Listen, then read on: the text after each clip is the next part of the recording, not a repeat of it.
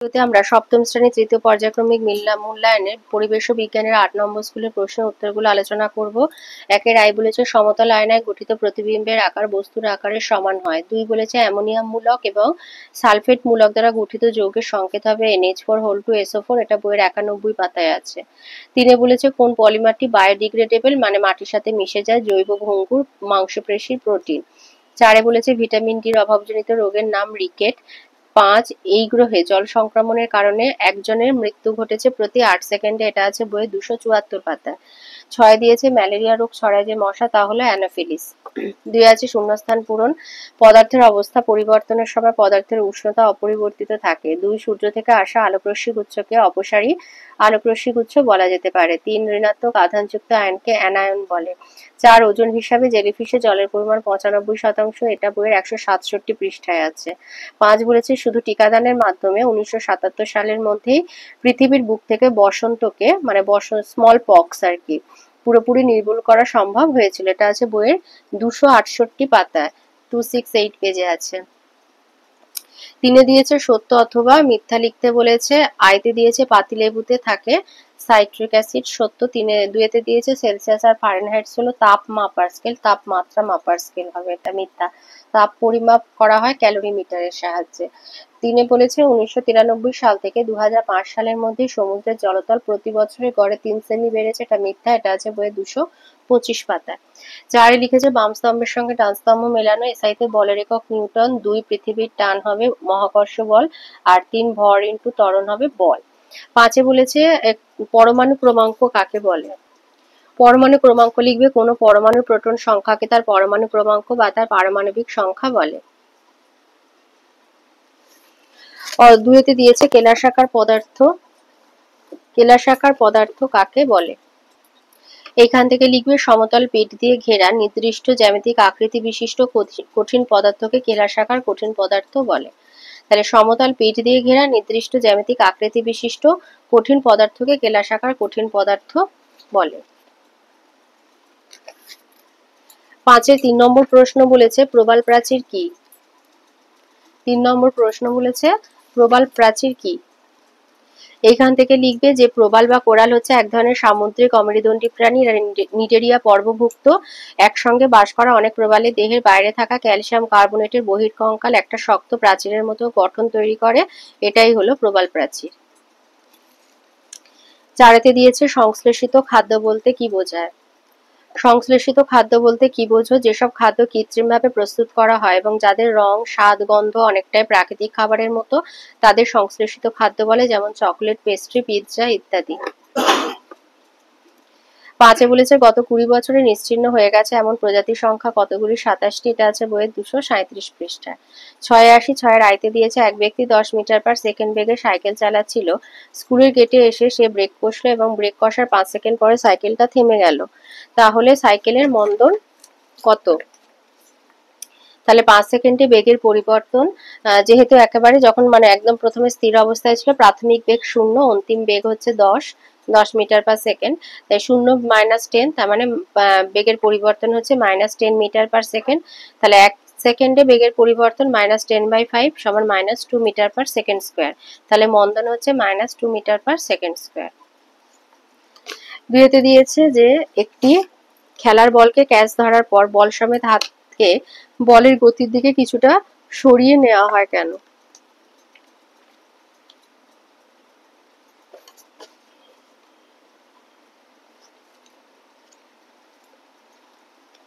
এই উত্তরটা লিখবে যে ক্যাচ লোফার সময় বলটি যখন খেলোয়াড়ের হাতে আঘাত করে তখন হাতটিও নিউটনের তৃতীয় সূত্রানুযায়ী একটি প্রতিক্রিয়া বল প্রয়োগ করে। এই প্রতিক্রিয়া বলের জন্য খেলার বলটি যাতে হাত থেকে পড়ে না যেতে পারে তার জন্য খেলোয়াড় বলটিকে হাতের মধ্যে ধরার সময় হাতটিকে কিছুটা বলের গতির দিকে সরিয়ে নেয়।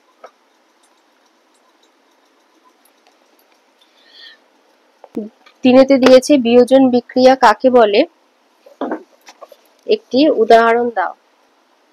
লিখবে যে রাসায়নিক বিক্রিয়ায় কোনো যৌগ বিয়োজিত হয়ে একাধিক মৌল বা যৌগে পরিণত হয় তাকে বিয়োজন বিক্রিয়া বলে। যেমন চুনাপাথরকে উত্তপ্ত করলে তা বিয়োজিত হয়ে পোড়াচুন বা ক্যালসিয়াম অক্সাইড এবং কার্বন ডাই অক্সাইড উৎপন্ন করে। ৪ দিয়েছে পরমাণু গঠনকারী কণাগুলির নাম এবং তাদের আধানের প্রকৃতি লেখো। এটা আছে তোমাদের বইয়ের 85 পাতায়। এই যে পরমাণু গঠনকারী কণা হচ্ছে প্রোটন, ইলেকট্রন আর নিউট্রন। প্রোটন হচ্ছে ধনাত্মক তড়িৎ আধান যুক্ত বা ধনাত্মক চার্জ যুক্ত কণা, ইলেকট্রন হচ্ছে ঋণাত্মক তড়িৎ আধান যুক্ত বা ঋণাত্মক চার্জ যুক্ত কণা, নিউট্রন এদের কোনো আধান বা চার্জ নেই, এদের কোনো তড়িৎ নেই। 5 দিয়েছে মানবদেহের ওজনের প্রায় 96.3% যে 4টি মৌলের মিলিত ভর তাদের নাম লেখো। তাদের নাম হচ্ছে এই যে কার্বন, হাইড্রোজেন, অক্সিজেন আর নাইট্রোজেন।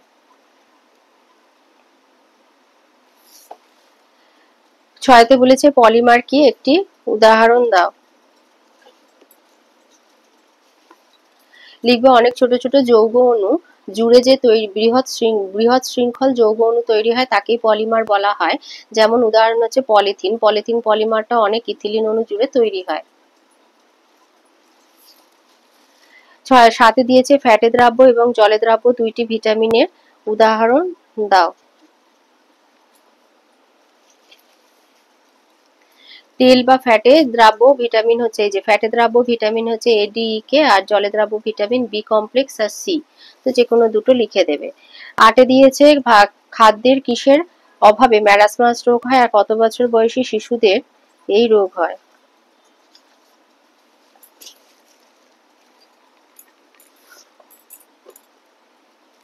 এই যে খাদ্যে প্রোটিন এবং শক্তি উভয়ের অভাব ঘটলে ম্যারাসমাস রোগ হয়। এটা 1 বছরের কম বয়স্ক শিশুদের মধ্যে এই রোগ দেখা যায়।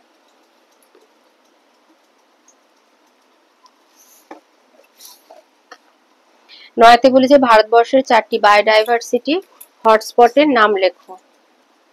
এই যে 4টি বায়োডাইভার্সিটি হটস্পট হচ্ছে পূর্ব হিমালয়, সিকিম, দার্জিলিং, ডুয়ার্স তরাই অঞ্চল, পশ্চিমঘাট পর্বতমালা, শ্রীলঙ্কা, ভারতবর্ষের পশ্চিম উপকূল বরাবর ঘন অরণ্যে ঢাকা পাহাড়ি অঞ্চল, ইন্দো বার্মা, উত্তর পূর্ব ভারতের রাজ্যসমূহ, মেঘালয়, অরুণাচল প্রদেশ, সুন্দারল্যান্ড, ভারতের আন্দামান নিকোবর অঞ্চল।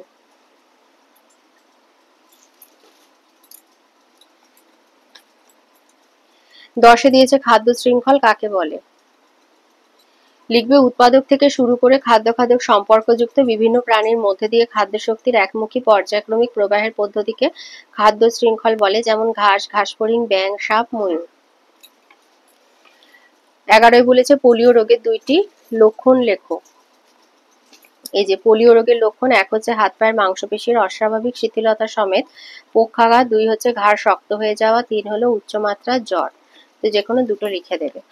12 বলেছে 2টি উপকারী ব্যাকটেরিয়ার নাম লেখো।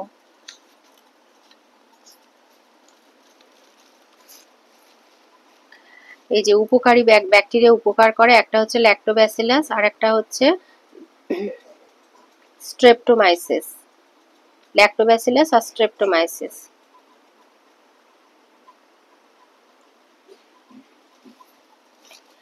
13 বলেছে 2NH3 যৌগে নাইট্রোজেন আর হাইড্রোজেন পরমাণুর সংখ্যা কত। নাইট্রোজেন হচ্ছে 2টো, হাইড্রোজেন 6টা। 14 বলেছে কোনো ব্যক্তি এ বিন্দু থেকে যাত্রা শুরু করে বি, সি এবং ডি বিন্দু হয়ে পুনরায় এ বিন্দুতে ফিরে আসে, ব্যক্তির সরণ হবে 19 মিটার। 7 আইতে দিয়েছে চোরা শিকারের ফলে একটা বনে বাঘ এবং অন্যান্য বড় মাংসাশী প্রাণীর সংখ্যা কমে গেল, এর ফলাফল কি হতে পারে।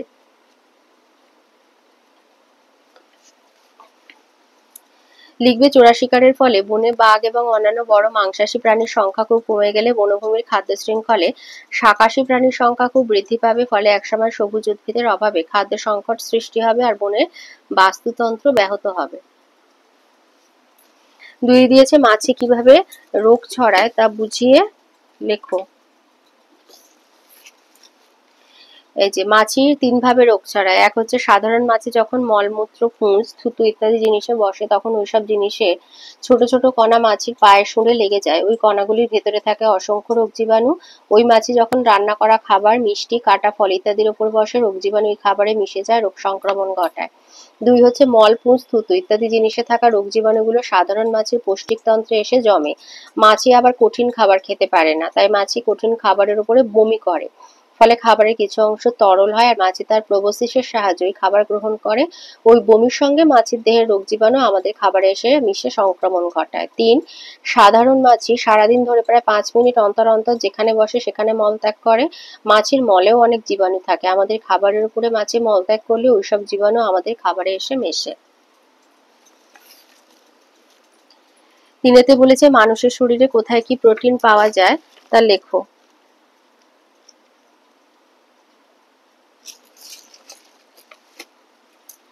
লিখবে মানুষের চুল আর নখে থাকে কেরাটিন প্রোটিন, পেশিতে থাকে অ্যাক্টিন মায়োসিন, লোহিত রক্তকণিকায় হিমোগ্লোবিন, রক্তের প্লাজমায় থাকে গ্লোবিউলিন, ফাইব্রিনোজেন আর অস্থি টেন্ডন লিগামেন্টে থাকে কোলাজেন। চারেতে দিয়েছে বর্ষাকালে খোলা রাখা নুনে জলীয় ভাগ বেড়ে যাওয়ার কারণ ব্যাখ্যা করো। এটা তোমাদের বইতে নেই, এটা পুরনো যে মানে ক্লাস 7-এরই পুরনো যে বইটা তাতে আছে। লিখবে যে বিশুদ্ধ সোডিয়াম ক্লোরাইড বাতাস থেকে জল শোষণ করতে পারে না। নুনের মধ্যে থাকা প্রধান তিনটি উপাদান হচ্ছে sodium chloride, magnesium chloride, calcium chloride. বর্ষাকালে নুনের ভিজে ওঠার জন্য নুনের মধ্যে থাকে যে দুটো যৌগ দায়ী তারা হলো ম্যাগনেসিয়াম ক্লোরাইড আর ক্যালসিয়াম ক্লোরাইড। এই দুটি যৌগই বাতাস থেকে জলীয় বাষ্প শোষণ করে। ওর সাথে দিয়েছে সিমেন্টের মধ্যে বর্তমান একটি ধাতুর নাম লেখো।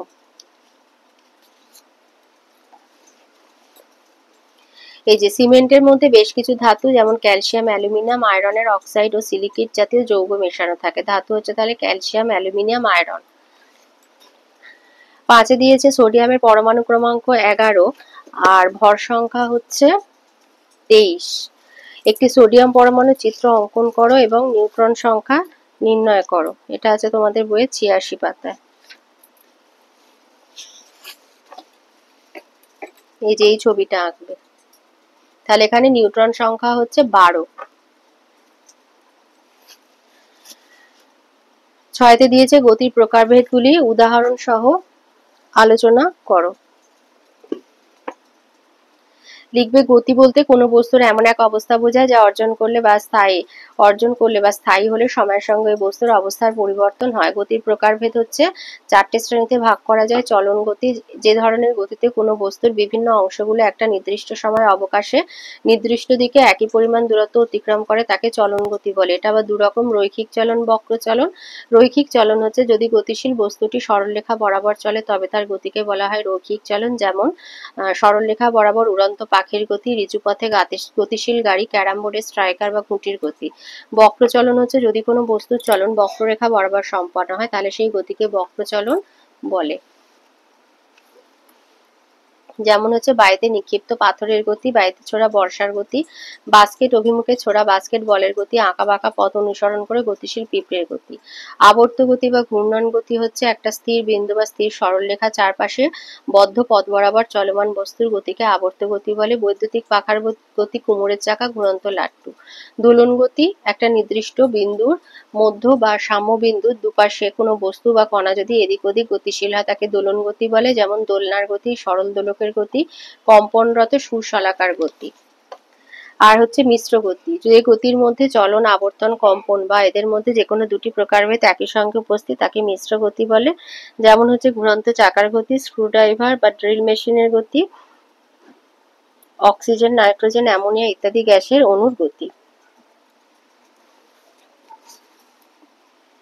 7-এ দিয়েছে ফাঁকা বালতি জল দ্বারা পূর্ণ করা হলে বালতির গভীরতা কমে গেছে বলে মনে হবে না বেড়ে যাবে বলে মনে হবে, এমন হওয়ার কারণ দেখো।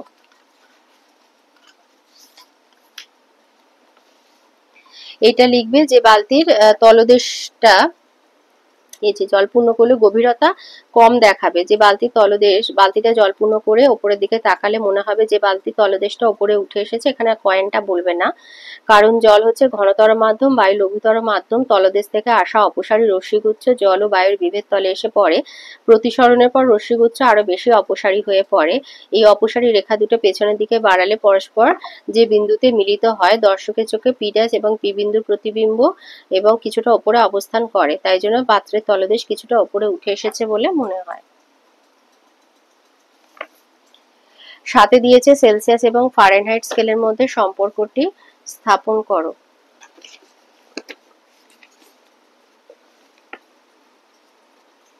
লিখবে সেলসিয়াস স্কেলের 100 ঘর সমান হচ্ছে ফারেনহাইট স্কেলের 180 ঘর। তাহলে সেলসিয়াস স্কেলের 1 ঘর মানে ফারেনহাইট স্কেলের 180/100 ঘর। সেলসিয়াস স্কেলের সি সংখ্যক ঘর মানে ফারেনহাইট স্কেলের 180 C/100 ঘর। এখন একটি বস্তুর উষ্ণতা সেলসিয়াস স্কেলে C আর ফারেনহাইট স্কেলে F হলে সেলসিয়াস স্কেলে 0 ডিগ্রি থেকে C এর দূরত্ব আর ফারেনহাইট স্কেলে 32 ডিগ্রি থেকে F এর দূরত্ব সমান। তাহলে 180 C/100 সমান F-32, তাহলে 9 C/5 সমান F-32, তাহলে C/5 সমান M-32/5, এই 9। এটাই হচ্ছে নির্ণয় সম্পর্ক। 9তে বলেছে জীবন কুশলতা শিক্ষা কি, আর ইউনিসেফ আর হু পরিকল্পিত 4টি জীবন কুশলতা শিক্ষার নাম লেখো। এটা আছে তোমাদের বই 257-58 পাতায়।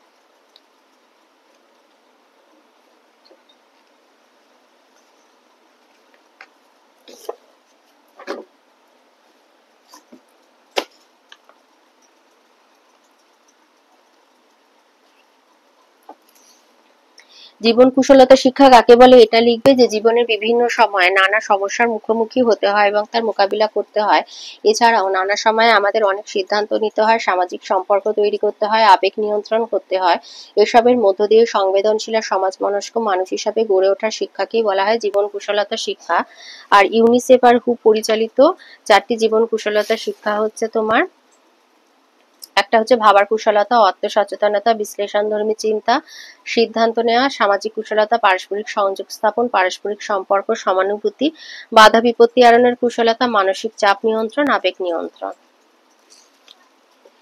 10-এ বলেছে দুটি বর্ণহীন জলীয় দ্রবণ আছে, একটা ক্ষারীয় আর একটা আম্লিক।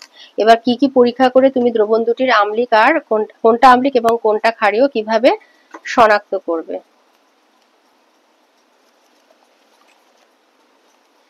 তো লিখবে যে লিখবে যে লিটমাস পেপারে মানে দুটি দ্রবণ পাশাপাশি নিতে হবে।